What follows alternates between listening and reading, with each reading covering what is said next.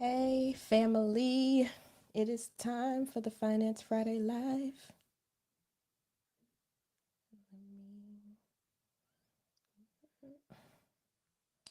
How are y'all doing today? Please let me know in the chats. Would love to hear from you. Just let me know that you're here and you ready to learn something today. All right. It looks like we're live everywhere. Yay. This is getting faster and faster every week. So, hey, please drop in the chat if you're here joining me.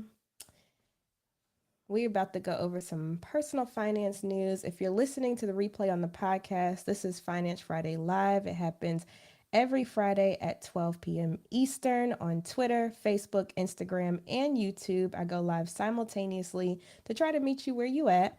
But we go over all of the personal finance news from the week. So stuff that you should be paying attention to.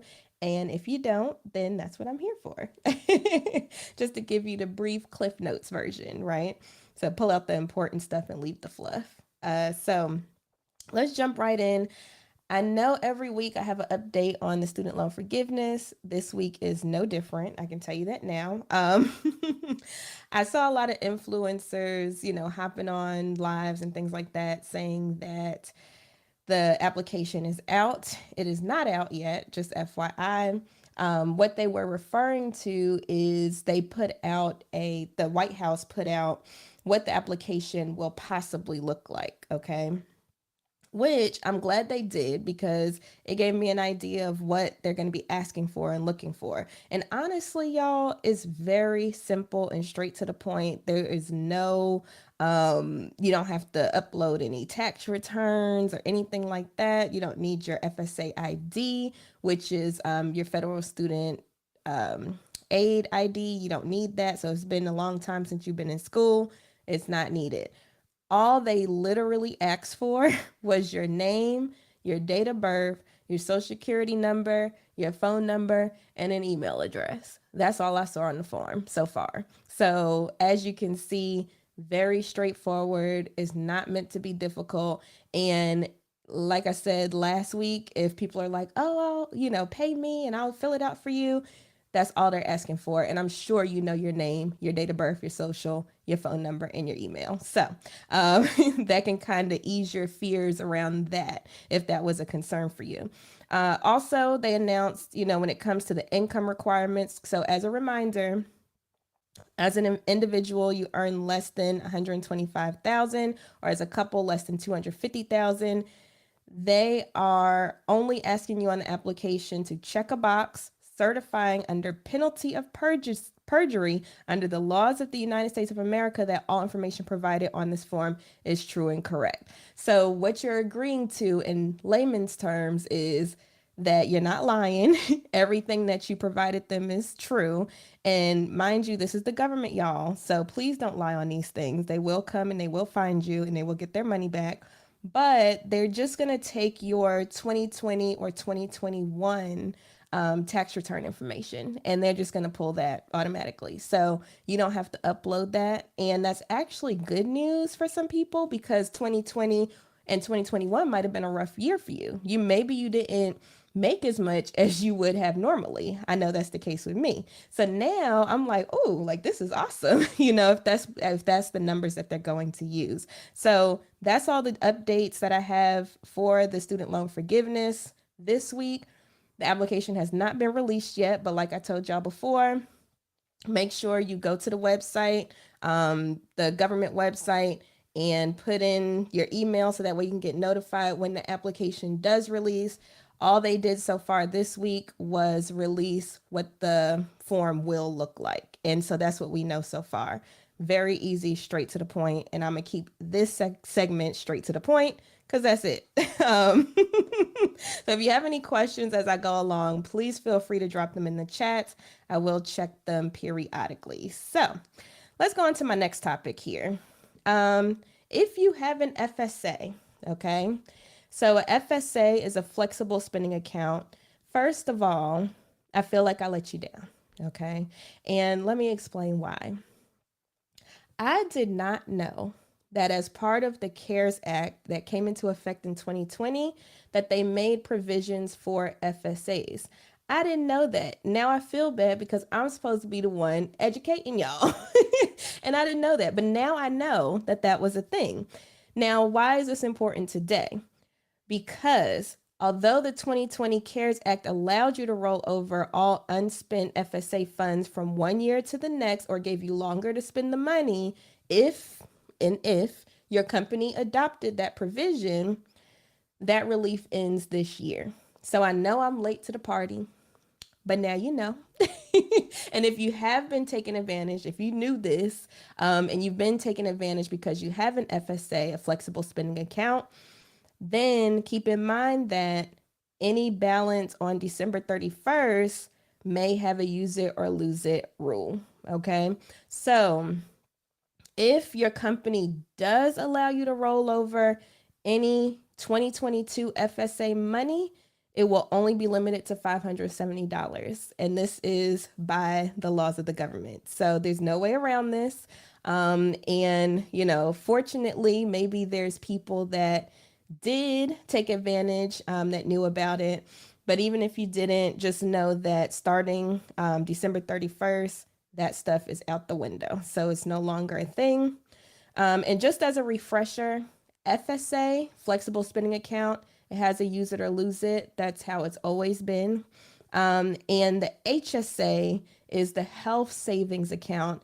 That one does not have a use it or lose it provision. So if you have a choice between an HSA and an FSA, highly suggest an HSA.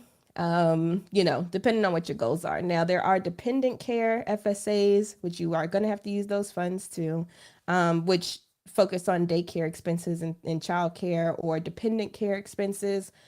But HSAs, in my opinion, are more superior to FSAs because you can keep rolling.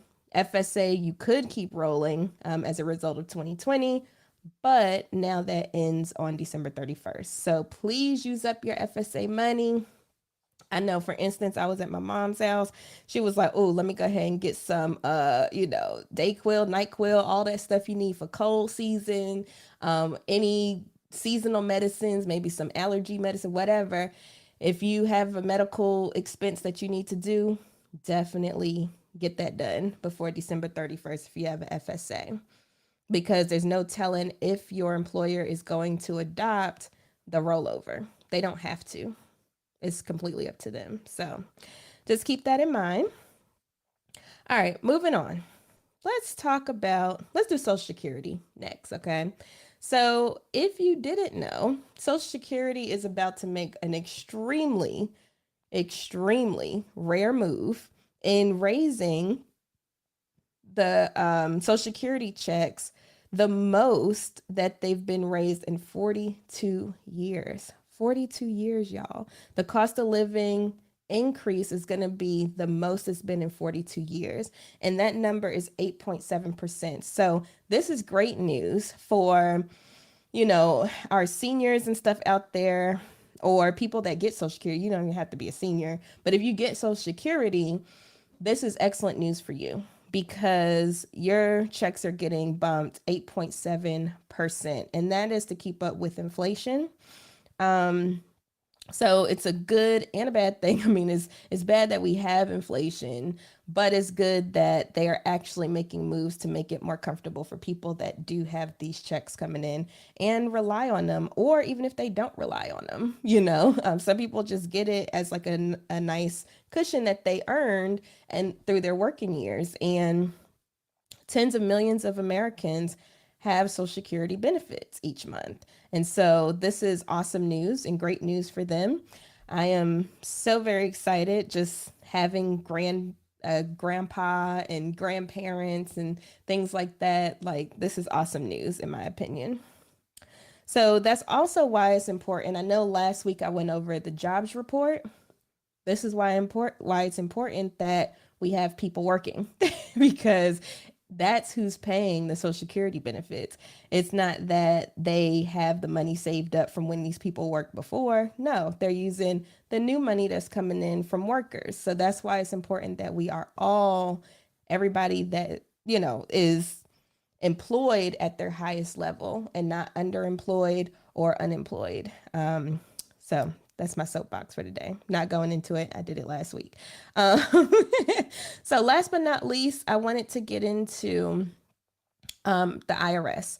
So they just made an announcement yesterday that they are going to be sending out millions of letters.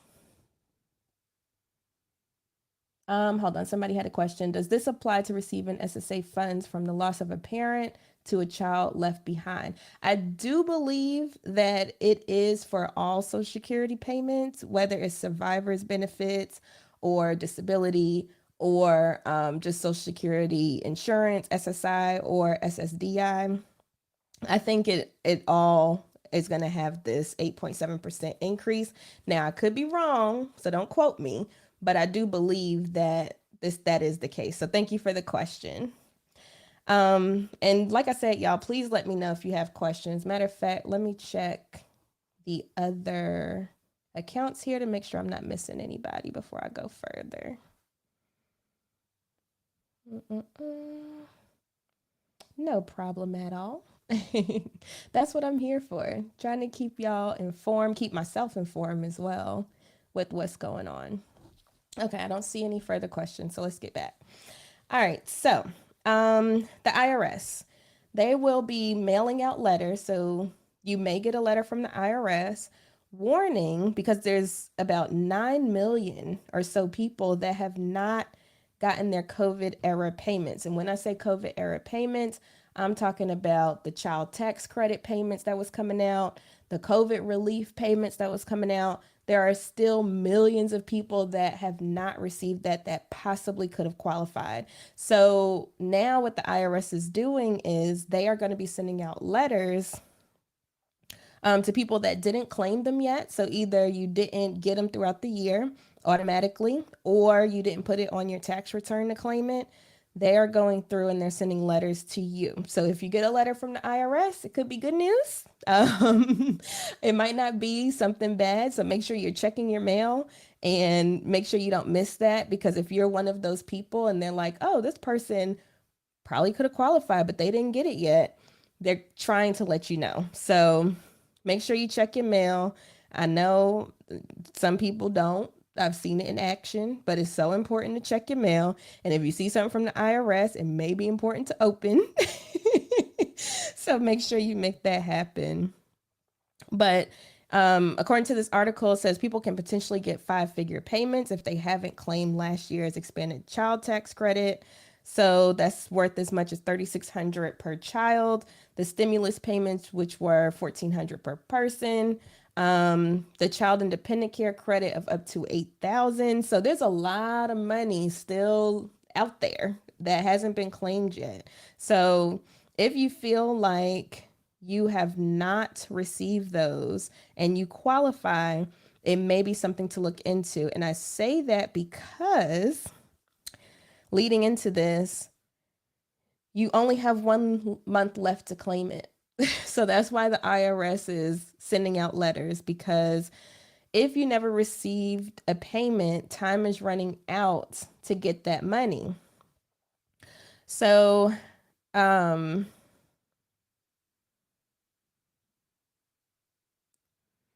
you have until Tuesday, November 15th to complete a simplified tax return to claim your missing stimulus or child tax credit money if you're not typically required to file your taxes. So if you are someone that did not file their taxes because you don't need to, you don't have to, you didn't have any income or whatever, you have until Tuesday, November 15th to complete a simplified tax return to claim those missing payments.